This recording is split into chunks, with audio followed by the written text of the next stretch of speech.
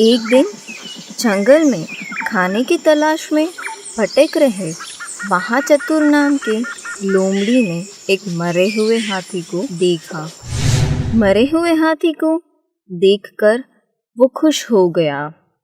लोमड़ी ने कहा, अरे वाह, आज तो नसीब ही खुल गए। इतना खाना तो मुझे कई हफ्तों तक चल सकता है, लेकिन हाथी की चमड़ी बहुत सख्त होती है। उसे किसी ऐसे जानवर की मदद चाहिए थी जो हाथी की चमड़ी को तोड़ सके। तभी लोमड़ी ने देखा कि वहाँ से एक शेर गुजर रहा था। लोमड़ी ने सोचा कि अगर वो इस हाथी को शेर के सामने पेश करे तो शायद शेर उसकी मदद करेगा। लोमड़ी का इरादा था कि अगर शेर इस हाथी को चीर फाड़ करे तो वो खुद ही हाथी का मांस खा सकता है। ऐसा सोचकर लोमड़ी शेर के सामने गया। लोमड़ी ने कहा, महाराज, आपका सेवक इस मरे हुए हाथी को आपके भोजन के लिए आपकी सेवा में लाया है। लोमड़ी की बात सुनते ही शेर गुस्सा हो गया। शेर ने कहा कि क्या तुम्हें पता नहीं है कि मैं सिर्फ वो ही खाता हूँ जिसका शिकार मैं खुद करता हूँ। तुम एक अच्छे सेवक हो, इसलिए मैं यह हाथी तुम्हें भेंट दे रहा हूँ। इसे तुम खाओ। लोमड़ी की योजना काम नहीं आई। वो सोच रहा था कि बिना किसी की मदद के उसे हाथी का मांस नहीं मिल सकता। वो सोच रहा था कि नम्र होकर और शेर को विनती करके भी वो अपना काम नहीं करवा पाया। तभी उसने देखा कि एक बाघ उस तरफ आ रहा था। लोमड़ी को लगा कि अगर बाघ इस हाथी को खा गया तो उसे कुछ भी नहीं मिलेगा। बाघ को देखकर महाचतुर लोमड़ी ने दिमाग में एक योजना बनाई। वो बाघ के सामने गया। लोमड़ी ने कहा, चाचा, आपको इस तरफ नहीं आना चाहिए। यह आपके लिए खतरनाक हो सकता है।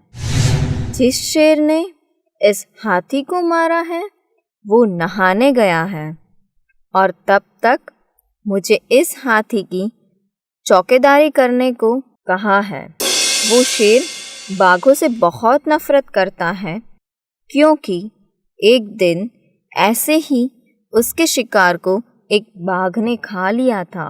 तो शेर ने उस बाघ को मार डाला। लोमड़ी की बात सुनकर बाघ डर गया। बाघ ने कहा, मुझे चेतावनी देने के लिए धन्यवाद। मैं यहाँ से जा रहा हूँ। बेटे, पर तुम शेर को मत बताना कि मैं यहाँ आया था।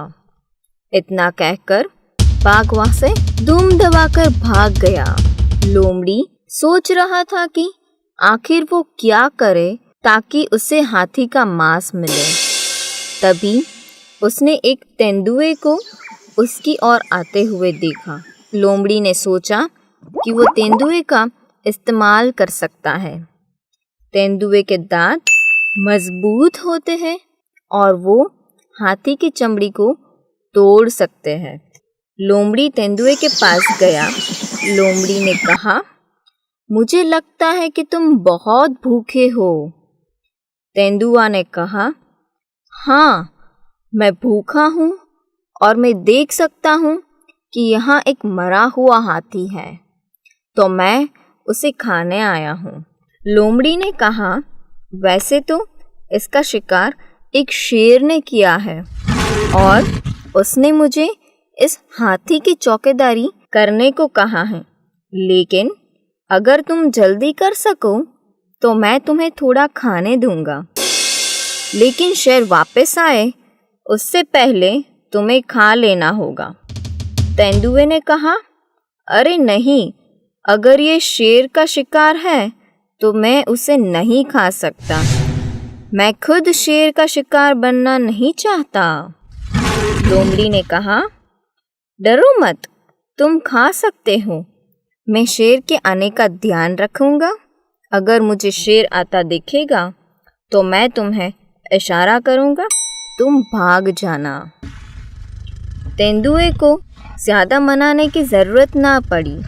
वो हाथी की चमड़ी तोड़ने लगा और लोमड़ी थोड़ा दूर जाकर शेर के आने का ध्यान रखने का नाटक करने लगा।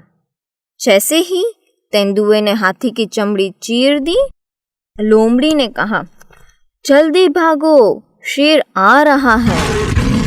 शेर का नाम सुनते ही तेंदुए ने पीछे मुड़कर भी नहीं देखा और अपनी जान बचाकर भागा। लोमड़ी बहुत खुश हुआ कि उसका काम बन गया।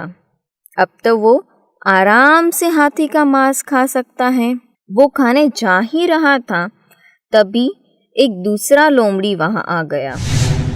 महाचतुर लोमड़ी ने सोचा कि यह तो मेरे बराबरी का है, ऐसे तो मैं लड़ाई में हरा दूंगा। महाचतुर लोमड़ी ने आने वाले दूसरे लोमड़ी पर अपने नकुले पंचों से हमला किया और उस बिन बुलाए मेहमान को भगा दिया। और फिर आराम से उसने हफ्तों तक हाथी का मांस खाया। दोस्तों, इस कहानी से हमें यह सीख मिलती है कि अपने बरोबरी की ताकत का लड़कर मुकाबला किया जा सकता है, लेकिन अपने से ज़्यादा ताकतवर को हराने के लिए स्फूर्तिला दिमाग होना ज़रूरी है।